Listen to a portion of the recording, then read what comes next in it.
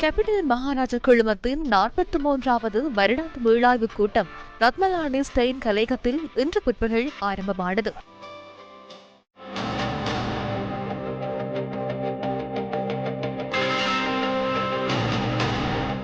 நிகழ்வின் பிரதம அதிதியாக இலங்கைக்கான இந்திய உயர்ஸ்தானிகர் கோபால் பாக்லே கலந்து கொண்டார். கேபிட்டல் மகாராஜா குழுமத்தின் தலைவர் சசி ராஜமகேந்திரன் மற்றும் நிறுவனத்தின் உயர் அதிகாரிகள், விசேட அதிதிகள் உள்ளிட்ட பலர் இதில் கலந்து கொண்டிருந்தனர். வரையறுக்கப்பட்ட கேபிட்டல் மகாராஜா நிறுவனத்தின் பல நிறுவனங்கள் ஊடாக பல்வேறு துறைகளில் இலங்கை மக்களுக்காக சேவையாற்றிய 80 நிறைவேற்ற அதிகாரிகளை கௌரவிப்பதற்காக வருடாந்தம் இந்த நிகழ்வு நடைபெறுகின்றது.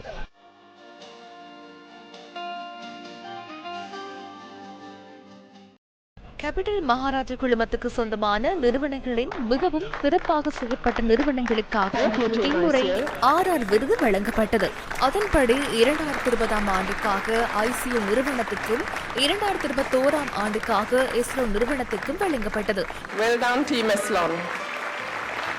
2022 ஆண்டுக்காக ஆக்ரோஸ் நிறுவனம்,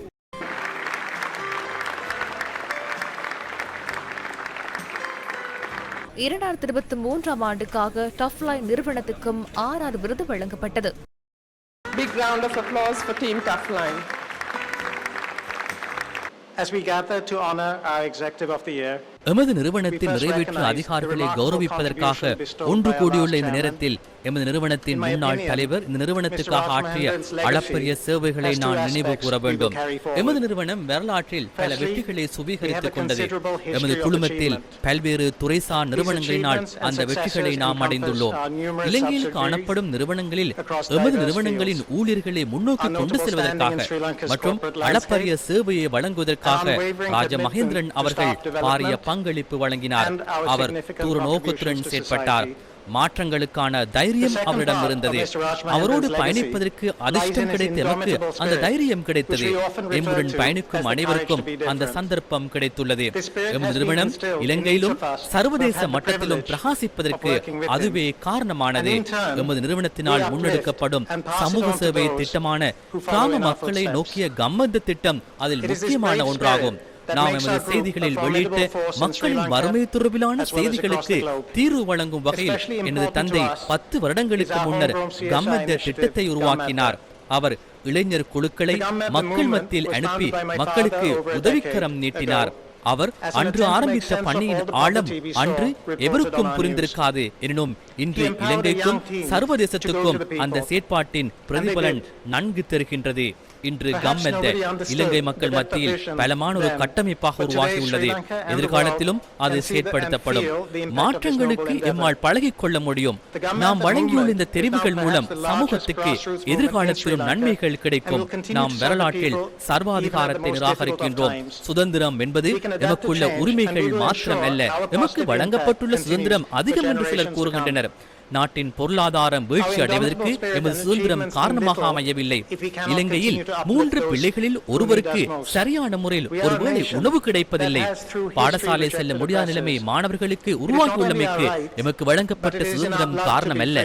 நாம் உழைத்த ரூபாவின் பெறுமதி பாரிய அளவில் வீழ்ச்சி காண்பதற்கு காரணம் எமக்குள்ள சுதந்திரம் அல்ல. வரலாற்றில் அனைத்து நாடுகளுக்கும் அபிவிருத்தி நோக்கி பயணிப்பதற்கு காலம் ஒன்று உருவாகும். அந்த காலம் தற்போது எமது நாட்டுக்கு ஏற்பட்டுள்ளதாக நான் நினைக்கின்றேன்.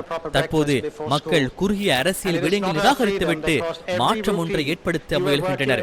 இலங்கை மீண்டும் தேசிய அபிவிருத்தி பாதைக்கு வந்துள்ளதாக நான் நினைக்கின்றேன். எமது தீவினால் பாரிய அபிவிருத்தியை அடைந்து கொள்ள முடியும் என்பதில் எனக்கு மிகுந்த நம்பிக்கை இருக்கின்றது. அந்த அபிவிருத்திக்கு CMG நிறுவனம் பொறுப்புடன் மற்றும் அர்ப்பணிப்புடன் செயற்படும். CMG நிறுவனம் 2023 ஆண்டிலும் முன்னோக்கி பயணிக்கும். நாம் உயர்நிலையை அடைவோம். அதற்கு நாம் தலைமைத்துவம் வழங்குவோம்.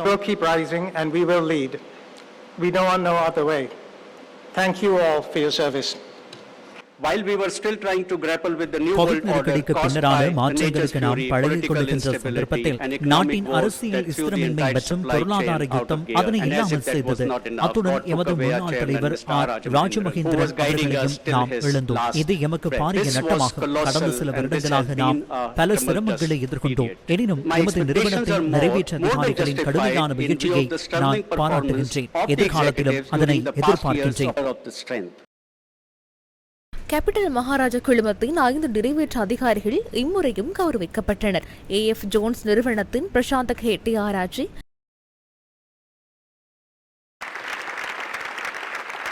அரிசன் கெமிக்கல்ஸ் நிறுவனத்தின் சமீர சம்பத், நியூஸ் ஃபர்ஸ்டின் பிந்தன் Prasad Karunaratne. Assistant Manager, News First, MTV Channel Private Limited. Ladies and gentlemen, this is such a coincidence. It's his birthday today.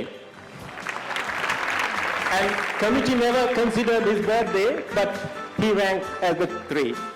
கெனிஸ் creation நிறுவனத்தின் கார்னெல் பேக்னியர், டஃப்லைன் நிறுவனத்தின் சன்ன எச் பெரேரா ஆகியோர் இவ்வாறு கௌரவிக்கப்பட்டனர்.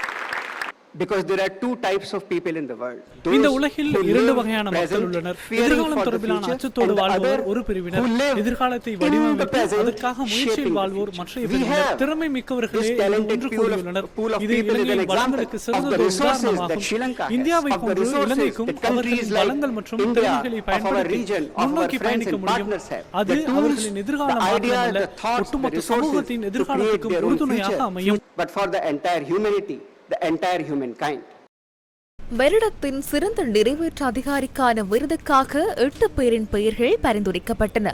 நியூஸ் ஃபர்ஸ்டின் ரோஷான் பட்டவல, குழும நிதித்துறையின் 4 கசனவிரத்ன, குழும தகவல் தொழில்நுட்ப பிரிவின் சமன் பெரேரா, குழும மனிதவள பிரிவின் ரவி கமகி, AF ஜோன்ஸ் நிறுவனத்தின் குயின்டன் திசாநாயக்க, கெவில்டன் நிறுவனத்தின் நவீன் ஜெயவர்தன, மகாராஜா இன்ஸ்டிடியூட் ஆஃப் மேனேஜ்மெண்டின் சேத்தனா லியனகே, டஃப்லைனின் பாரத் ராஜா சத்யநந்தன். இவர்களில் மகாராஜா இன்ஸ்டிடியூட் ஆஃப் மேனேஜ்மெண்டின் பிரதம நிறைவேற்று அதிகாரி சேத்தனா லியனகே வருடத்தின் சிறந்த நிறைவேற்று அதிகாரியாக தெரிவு செய்யப்பட்டார். Executive of the Year award goes to Chetana Liyanage.